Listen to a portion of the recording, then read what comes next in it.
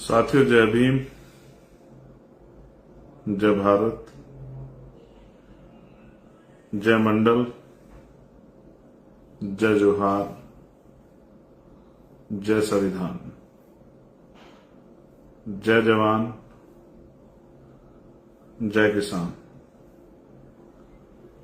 भारतीय संविधान जिंदाबाद। आज का जो लाइव है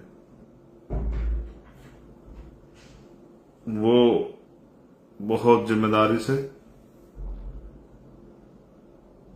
और सब चीजों को ध्यान में रख के तब ये लाइव जो है कुछ दिशा निर्देश और संदेश के लिए आपके बीच में मैं हूं। मैं अपनी बात को शुरू करने से पहले बहुजन समाज में जन्मे सभी संतों, गुरुओं और महान पुरुषों को नमन करता हूं। मैं नमन करता हूं महामानव तथागत बुद्ध से लेके संत श्रोमणी सतगुरु रविदास जी महाराज को, भगवान वाल्मीकि महाराज को, गुरु नानक देव को, संत कबीर दास जी को, गुरु घासीदास जी को, नारायणा गुरु को, संत गाडगे जी महाराज को मैं नमन करता हूं। साथ साथ वो महापुरुष जिन्होंने अपना पूरा जीवन बहुजन समाज के उत्थान में लगाया, जिनमें राष्ट्रपिता ज्योतिबा फूले, छत्रपति साहू जी महाराज, ईवी पेरियार रामानायकर स्वामी, पेरियार ललई यादव, बाबू जगदेव प्रसाद कुशवाहा, जननायक कपूरी ठाकुर, बाबू शिवदयाल चौरसिया, सर छोटू राम, मामना राम सुवर्मा, चौधरी महाराज सिंह भारती, संतराम बीए प्रजापति, मान्यवर दीना भाना वाल्मीकि एवं मेरे गुरु मान्यवर काशी राम साहब को भी नमन करता हूं। आज चारों तरफ हलचल है क्योंकि 1 अगस्त को सुप्रीम कोर्ट का जो ऑर्डर आया था उसको लेकर एक बहुत बड़ी हलचल है। मैंने बहुत दिन पहले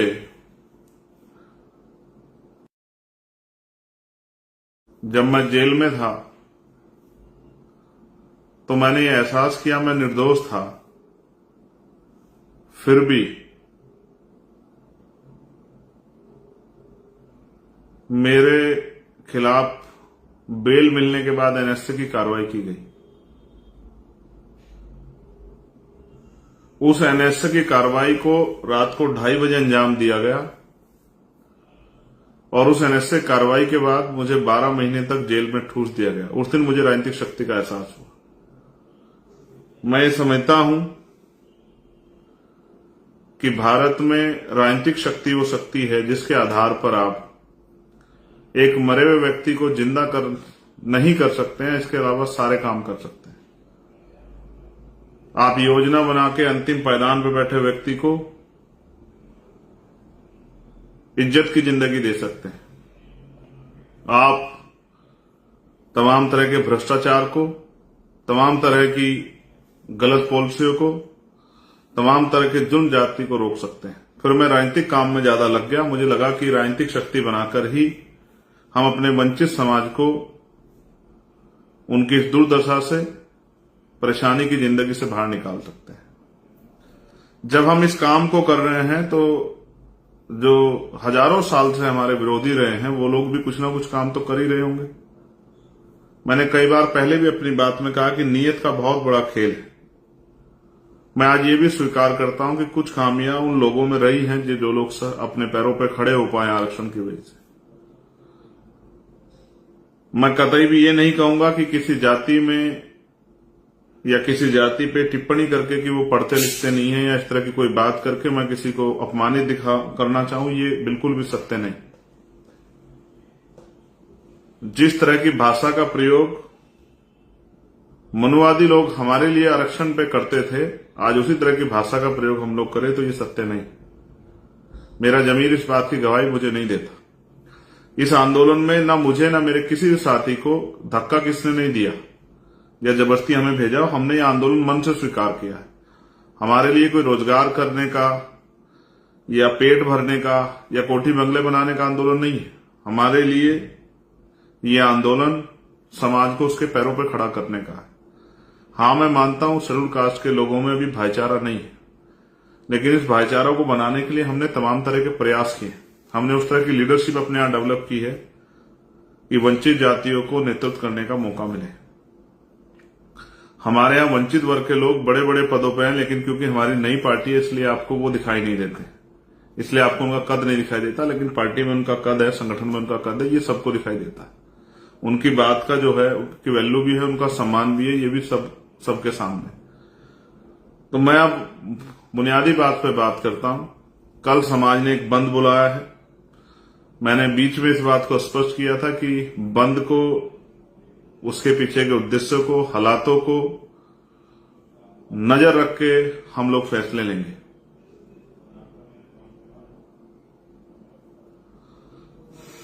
मैं सरे की बात नहीं करता हूं, ना मैंने कभी ये प्रयास किया कि किसी तरह का सरे किसी को मिले। कुछ लड़ाइयां समाज हित में लड़ी जाती। मेरे कंधों पे भी जिम्मेदारी है कि कल जब समाज सड़कों पे उतरेगा, वो किसी भी उद्देश्य के लिए उतरे, तो उसका संरक्षण करना जरूरी। इतने बड़े समाज को मनुवादियों की कठपुतली बनने के लिए मैदान में नहीं छोड़ा जा सकता है। पिछले लंबे समय से मैं यही चिंता कर रहा हूं कि कोई इस तरह की घटनाक्रम, इस तरह की अनहोनी हमारे सामने ना आए जिसकी कीमत हमें लंबे समय तक चुकानी पड़े। मेरी ये इच्छा है कि वंचित वर्गों का भाईचारा ना टूटे। 1000-2000 नौकरियां इधर उधर चली जाए, कोई फर्क नहीं पड़ता। मैं इस बात से असहमत नहीं, क्योंकि 2% सरकारी नौकरियां है, 98% प्राइवेट सेक्टर है। आप याद करो, मैं फिर दोहराता हूं, मैंने मांग की कि 98% प्राइवेट सेक्टर में SC ST OBC के लोगों को मौका दिया जाए, उनको रिजर्वेशन दिया जाए, रिप्रेजेंटेशन दिया जाए। आप याद कीजिए, मैंने मांग की कि लेटरल एंट्री जो है, जिसपे आज हम लोग जीते भी हैं, कि लेटरल एंट्री पे जो है के जरिए जो हमारा हिस्सा खाया जा रहा है, इसको बंद किया जाए। आप जिन जगह पर रिजर्वेशन नहीं है, रिप्रेजेंट, मैंने उनके लिए मांग की। आप जानते हैं, मैंने 1.5 साल पहले मांग की कि उन वंचित जातियों को जिनको अवसर नहीं मिल रहा, जब 10% आर्थिक आधार पर आरक्षण आप स्वर्ण जातियों को दे सकते हो, तो मेरे उस समाज को भी आपको मुख्य धारा में लाने के लिए, क्योंकि पिछले 10 साल से ज्यादा का समय हो गया है, 13 साल हो गए, अपनी जाति का जनगणना नहीं कराई, लगातार हमारी संख्या बढ़ रही है, तो संख्या के आधार पर हमारी हिस्सेदारी तय होनी चाहिए। तो इसलिए मैंने उन वंचित जातियों के लिए अलग से 5% आरक्षण की मांग, स्पेशली उन्हीं के लिए कि उनको मिले और उनके बच्चे भी कुर्सी पर आकर बैठे, उनको अवसर मिले, इसलिए मैंने उनके लिए मांग की। लेकिन आज मेरे कंधों पे जिम्मेदारी है कि जब समाज उतरे तो उनके साथ कोई अहित ना हो, उनको कोई नुकसान ना पहुंचे, इसलिए हमने ये किया। और ये हमारे आंदोलन का प्रथम चरण है, जो ये बंद समाज ने बुलाया है। लेकिन 11 तारीख की जो है रैली, 11 तारीख का जो ऐतिहासिक आंदोलन हम लोग दिल्ली में करेंगे, वो हम समाज के सहयोग से अपने नेतृत्व में करेंगे, भीम आर्मी आजाद समाज पार्टी के नेतृत्व में करेंगे। और वो आंदोलन, वो पूरा जो संघर्ष है, वो इसीलिए होगा कि अब हम सरकार को बताएंगे किस तरह से हमारे अधिकार को छीन के रखने वालों को हम लोग डंके की चोट पर सबक सिखाते हैं।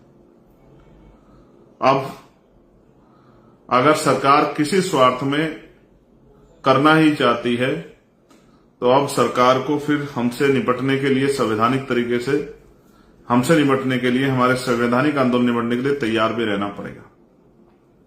इसलिए मैं इस लाइव के माध्यम से अपने साथियों को यह भी बता देना चाहता हूं कि कल आंदोलन का प्रथम चरण है जो समाज ने बुलाया है।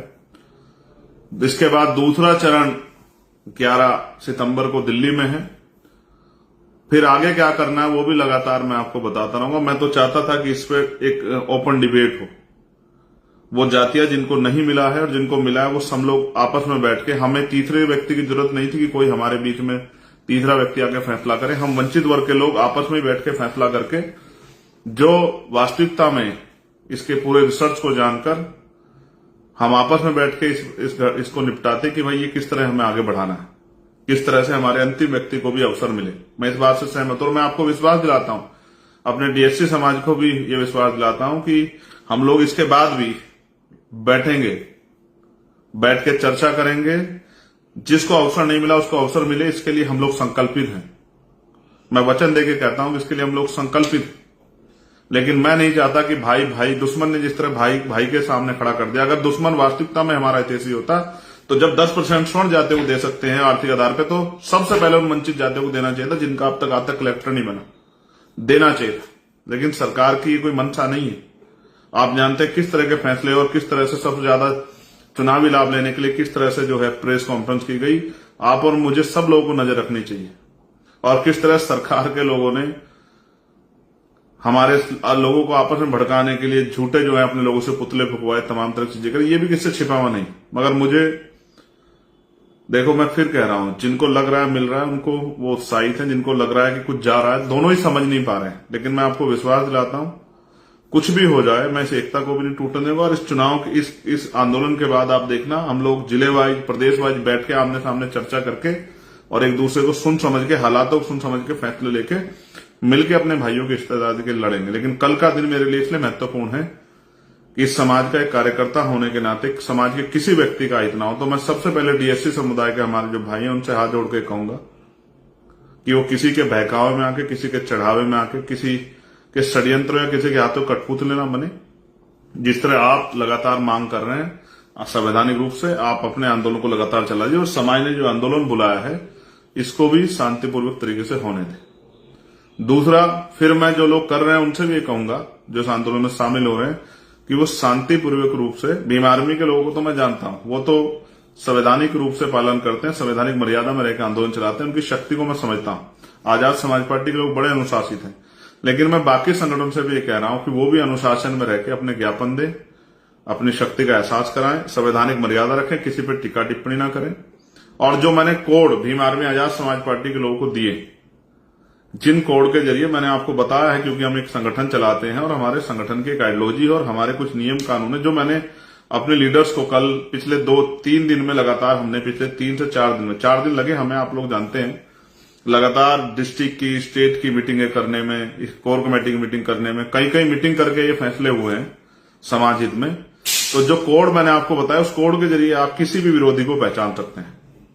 जब भी आप उस कोड को अपनी टीम से कनेक्ट करेंगे, तत्काल आपके बीच में अगर कोई बहरूप या नीला पटका पहन के आ गया है, टोपी लगा के आ गया है, उस तरह की वो कर रहा है, और जिस तरह से मैंने सीक्रेट कैमरों को आपको बताया कि वर्किंग करनी चाहिए, पुलिस या कोई भी हो, जो भी आपके साथ असंवैधानिक काम करेगा या असंवैधानिक कोई भी प्रयास करेगा, एकदम वो पकड़ा जाएगा।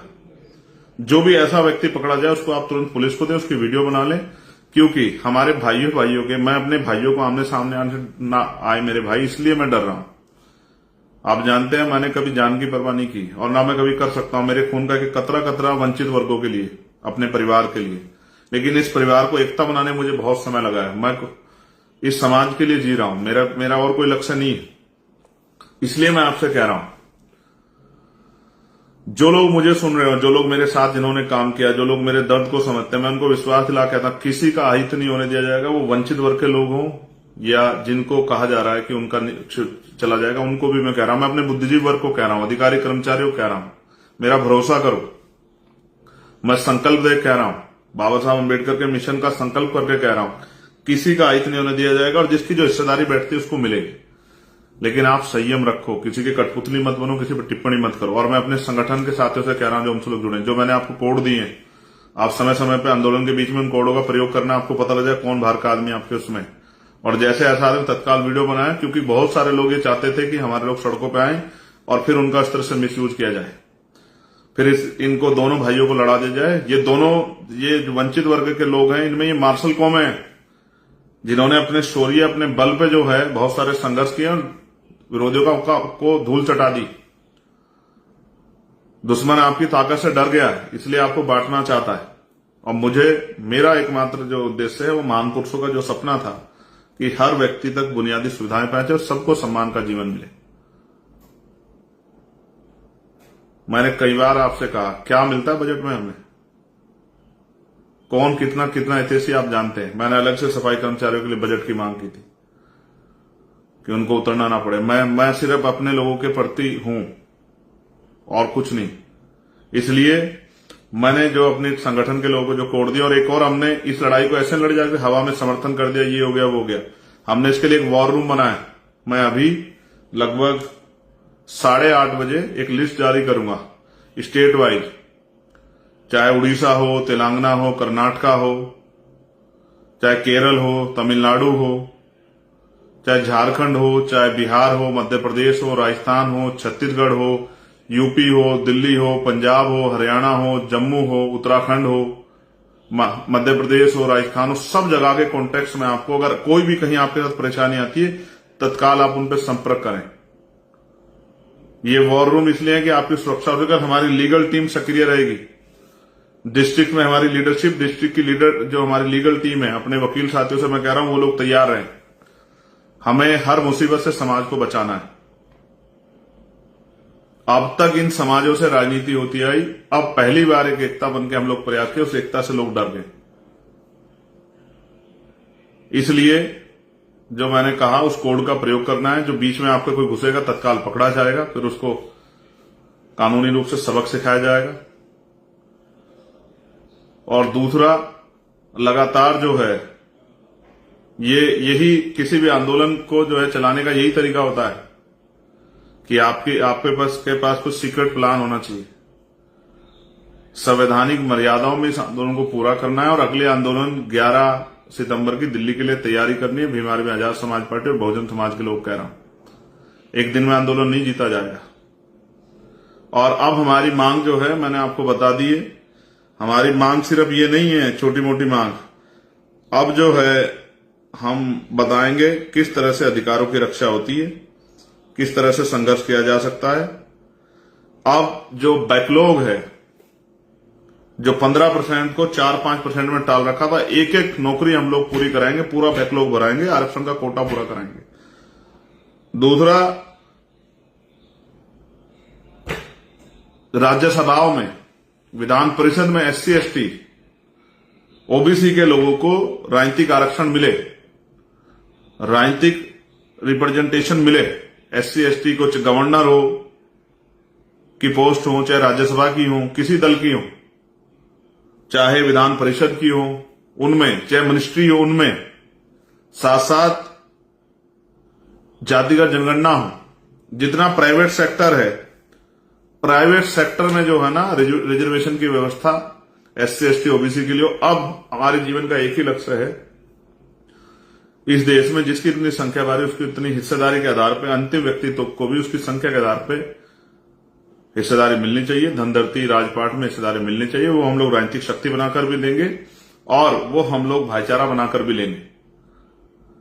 अब हम चुटकी भर के लिए नहीं लड़ेंगे, अब हम अपनी संख्या के आधार पर हिस्सेदारी के लिए लड़ेंगे और अपने भाइयों के लिए भी और अपने लिए भी हम लोग मैदान में जाकर लड़ाई लड़ें। हम ये पहले भी करते आए। मैंने आपसे कहा जुडिशरी में भी रिजर्वेशन होना चाहिए। जिस हर डिपार्टमेंट में जो हमारी हिस्सेदारी वो उसको हमें पूरा कराना है। अब हम SC ST OBC के वास्तविक अधिकार उन तक पहुंचे, इसके लिए रोज संघर्ष करेंगे। अब हमारा यही मकसद है कि अंतिम व्यक्ति तक सुख सुविधाएं, बुनियादी अधिकार पहुंचे। और जो सरकारों में हमारा हिस्सेदारी बैठती संख्या के आधार पर, बजट में, तमाम चीजों में, उन पे भी हम लोग जो है संघर्ष करेंगे। अब हमने ठान लिया। लेकिन मैं फिर आपसे पुनः अनुरोध करूंगा, शांति प्रिय तो आप लोग हैं, लेकिन संवैधानिक मर्यादा का पालन करते हुए। और एक मैंने कहा ना, दुश्मन के मोहरे नहीं बनना, अच्छी टिप्पणी नहीं करनी है अपने लोगों। भाई भाई के साथ नहीं लड़ता है, कभी नहीं लड़ता, लड़ना भी नहीं चाहिए। 2-4 हजार नौकरियों से कोई फर्क नहीं पड़ता है। ये होना चाहिए, जरूरी है कि जो जिसको नहीं मिला उसको मिलना चाहिए, लेकिन सरकार के मोहरे बन के नहीं। इसलिए मैं आपसे अपील करूंगा। और समाज समझदार है और दुश्मन देखिए कितना समझदार है, भाइयों को भाइयों से लड़ा रहा है। वरना अलग से भी 10% 5% दे सकता था, लेकिन फिर भाई भाई से लड़ते तो वो तमाशा कैसे देखता। और गजब का खेल, जो लोग देने का वादा कर रहे हैं वो राजस्थान में समर्थन भी कर रहे हैं बंद का। कई खेल चल रहे हैं, बहुत सावधान रहिए। मैं राजस्थान के साथियों से, मध्य प्रदेश के साथियों से, उत्तर प्रदेश, हरियाणा, पंजाब के साथियों से, उत्तराखंड, दिल्ली, बिहार और झारखंड के साथियों से, तमाम नॉर्थ की बेल्ट से तमाम साउथ की बेल्ट से ये आपसे प्रार्थना करूंगा। 8:30 बजे हम लोग लिस्ट जारी करेंगे। कहीं किसी को परेशानी आती, किसी भी तत्काल होकर, और एक एक मिनट की खबर के लिए चंद्रशेखर आजाद आपके बीच में है। हर उसके लिए कहीं शासन प्रशासन अगर गुंडाई करेगा, उनसे लड़ने के लिए, सब चीजों के लिए आपके 24 घंटे बीच में है। लेकिन उस लिस्ट के लिए आप तत्काल जो है संपर्क करें और कोई भी बात हो तत्काल बताएं, लेकिन बहुत जिम्मेदारी समझदारी से संवैधानिक मर्यादा का पालन करते हुए शांतिपूर्ण तरीके से अपने ज्ञापन दें और अपने विरोध को दर्ज कराएं। आपने मुझे सुना, आप सभी के लिए मंगल कामनाएं। जय भीम, जय भारत, जय संविधान। आप सभी के लिए मंगल कामनाएं।